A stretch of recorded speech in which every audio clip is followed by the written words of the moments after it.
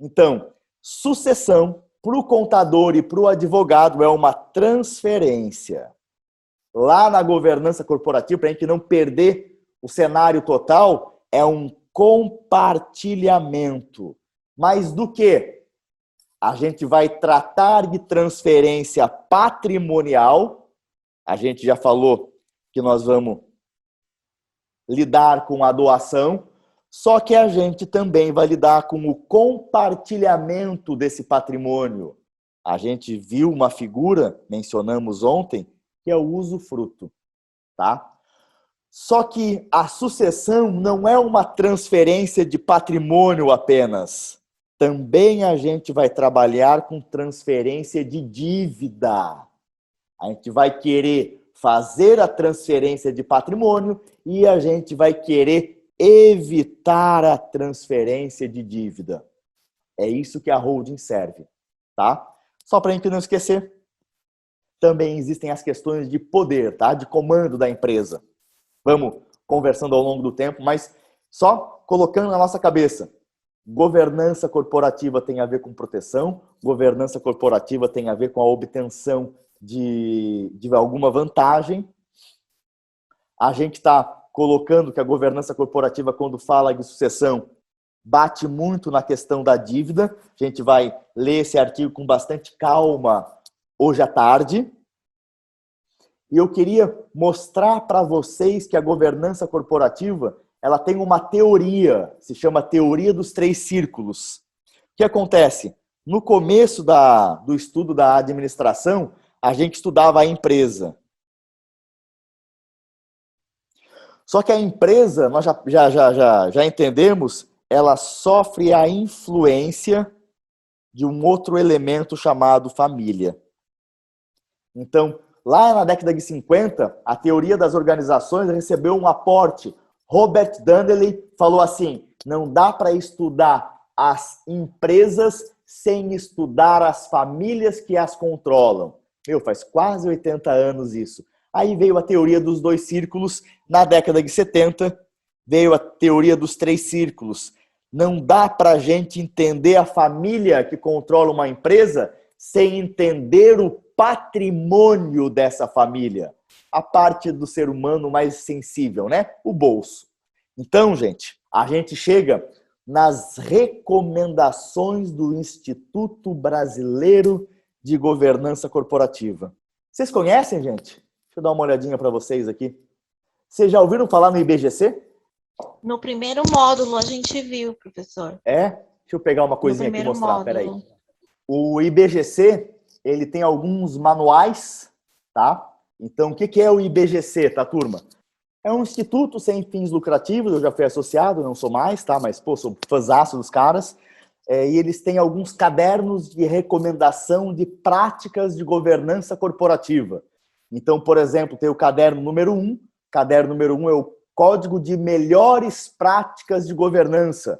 A gente não vai trabalhar com o número 1. Na verdade, é o 12 que nós vamos trabalhar, mas eu peguei alguns trechos do caderno número 12, que é esse caderno aqui. O caderno número 1 é o Código de Melhores Práticas de Governança Corporativa. O caderno de número 12 é o caderno de Boas Práticas de Governança Corporativa.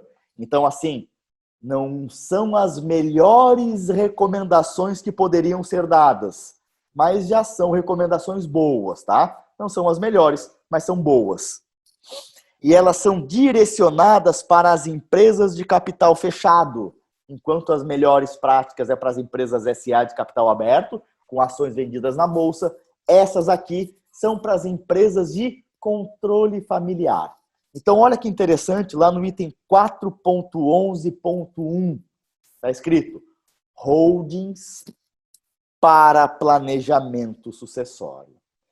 O que eu estou querendo mostrar então, galera? Bem importante, tá? Quando na segunda-feira vocês forem começar a verbalizar o que aprenderam na pós-graduação para os seus clientes, para fechar uns contratinhos de holding, vocês não vão dizer que aprenderam com o maluco do Renato. O Renato não é ninguém. Existe um instituto de governança corporativa de 25 anos, com uma vasta obra publicada que o cliente pode facilmente ter acesso, que é o IBGC. E o Instituto Brasileiro de Governança Corporativa, ele sim, não o Renato, esse instituto, no caderno 12, que são as recomendações de boas práticas de governança corporativa para empresas de capital fechado, recomenda utilização de empresas holdings para o planejamento sucessório. Então, aqui no slide eu deixei destacado que as empresas holdings elas servem como mecanismos de facilitação de transferência de propriedade societária. Tá? Então, é o que a gente vem conversando, é o que eu venho apresentando para vocês. As empresas holdings serão veículos de transferência de participação societária. Vamos lembrar que em determinado momento a gente vai converter bens imóveis em participações societárias, só para não perder, né, o contexto geral aqui do que a gente está falando. E por que a gente vai fazer isso? Para dar mais velocidade ao processo de sucessão. O que é sucessão? Convivência entre gerações distintas. De vez em quando, essas convivências não dão muito certo e a gente tem que estar pronto para lidar com um divórcio. O próprio Instituto Brasileiro de Governança Corporativa já detectou que o grande problema das empresas são as famílias, tá, galera? E isso para a gente é uma baita oportunidade de trabalho. Vamos continuar. O IBGC está recomendando que a gente isole a empresa operacional dos conflitos familiares. É isso que a gente vai trabalhar quando fala de holding, tá? Então, além do caderno número 12, que é o caderno de boas práticas para as empresas de capital fechado, eu gostaria que vocês também depois fossem lá no Google, baixassem o caderno de número 15 do IBGC. Olha que legal, já é o caderno de governança da família, não é nem da empresa mais. Então a gente começa naquele discurso, né, que a empresa a gente trata como uma família. Coisa linda, né? E a família, galera, essa a gente trata como uma empresa. Então, para a gente conseguir colocar em ordem a empresa e a família, a gente tem que entender que a sucessão é um processo. Tem começo, tem meio, mas não tem fim. Vai continuar o resto da vida. Por quê? Porque a família é dinâmica. Pessoas nascem, pessoas morrem, pessoas se separam, pessoas casam, pessoas se formam, pessoas querem trabalhar na empresa. Então, tem sempre alguma coisa para a gente fazer. E esse processo de sucessão envolve, como eu disse para vocês, aquela teoria de Harvard, a teoria dos 3 círculos, que o IBGC está recomendando que a gente trabalhe com ela. Que a gente, quando vá trabalhar com empresa holding, a gente identifique um círculo da família, um círculo da propriedade e um círculo da gestão. E como é que nós vamos trazer isso para o nosso dia a dia? Já vimos ontem. A gente vai trabalhar com aqueles quadrantes. Estão entendendo da onde que o papo de ontem surgiu? Alguém vem estudando isso e está nos entregando. Olha, galera, existe um problema na empresa familiar. E para tu lidar com esse problema, eu estou te dando um cenário.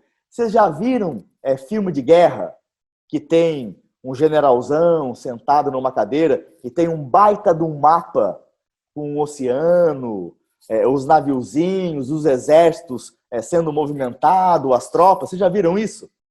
Então, estratégia a gente tem que visualizar. A gente não vai conseguir trabalhar com holding sem desenhar, tá, galera? Então, não adianta ir para um contrato social de 30 páginas, para um monte de planilhas, se vocês não visualizarem o que nós estamos trabalhando. E para visualizar, tem que organizar o desenho. Como é que a gente organiza o desenho? Trabalhando com um quadrante da operação, trabalhando com o quadrante do patrimônio, trabalhando com o quadrante da família. A gente já viu que o quadrante da operação é caracterizado pelos riscos, quem responde pelos riscos é a empresa operacional, e a gente tem um grande receio na empresa operacional, que é a desconsideração da personalidade jurídica. Galera, vocês lembram qual é o item número 1 do nosso estudo da governança corporativa? Então, o primeiro fundamento que eu preciso que vocês se recordem quando forem pensar em holding é governança corporativa. O que a governança corporativa ela vai nos dar? Ela vai nos dar um cenário de atuação, que é a teoria dos 3 círculos, família, propriedade e gestão. É esse desenho que nós estamos dando, que nós estamos mostrando para vocês. E também a governança corporativa vai nos dar 2 princípios de ação. Primeiro, proteção. Segundo, obtenção de uma vantagem.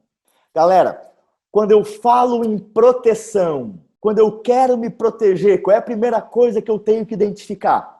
Os riscos ou as falhas? Perfeito, as ameaças, né? Os riscos. Pô, quem é que está me ameaçando? Quem é o meu inimigo? Aí nós estamos conversando aqui, eu venho demonstrando para vocês, né, que dentro do quadrante da operação, nós temos riscos civis, nós temos riscos trabalhistas, riscos tributários, mas assim, ó, o nosso cliente, ele vem no escritório preocupado, o que é? É quando esses riscos da operação podem atingir o patrimônio pessoal dele. Vocês concordam com isso? Pelo menos vocês concordam que tem lógica isso? Oh, legal. Então é o seguinte, o nosso cliente, ele chega para a gente apontando o segundo grande inimigo que ele tem. Qual é o segundo grande inimigo que ele tem? A possibilidade dele sofrer a desconsideração da personalidade jurídica. A possibilidade dele responder com os seus bens pessoais pelas dívidas da empresa. Só que ele tem o primeiro grande inimigo, que ele não sabe que existe. Quem é esse cara? A família. A família. Exatamente isso. Então, galera, quando a gente vai desenhar aqui o nosso fluxo de trabalho, nós vamos ter sempre o princípio da proteção. A gente vai se proteger contra alguém. O primeiro, didaticamente, a primeira ameaça que a gente vai lidar é com a desconsideração da personalidade jurídica. Mas a gente que é profissional e a gente que já sabe, a gente não pode perder o foco que a estrutura de proteção que a gente está construindo é uma estrutura para proteger a empresa da própria família. Entenderam o jogo de palavras? Então, o risco que ameaça a empresa operacional é o filho do seu Chico, é a filha do seu Chico, é o Ricardão, o genro do seu Chico.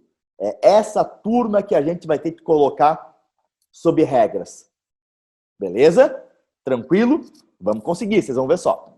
Primeiro fundamento, governança corporativa. A governança corporativa nos dá um cenário. Eu vou conseguir organizar as variáveis. Quem é operação, quem é patrimônio, quem é família. Vou visualizar isso tudo. Vou visualizar para quê? Para eu mapear quem são as minhas ameaças. Tenho 2 grandes ameaças. A desconsideração da personalidade jurídica e a própria família do meu cliente. Legal. Uma vez que agora eu estou sabendo quem são as ameaças, eu vou começar a pensar nas vantagens que eu quero ter. Na nossa aula, as vantagens que eu vou querer ter é economia tributária, tá? De forma bem objetiva.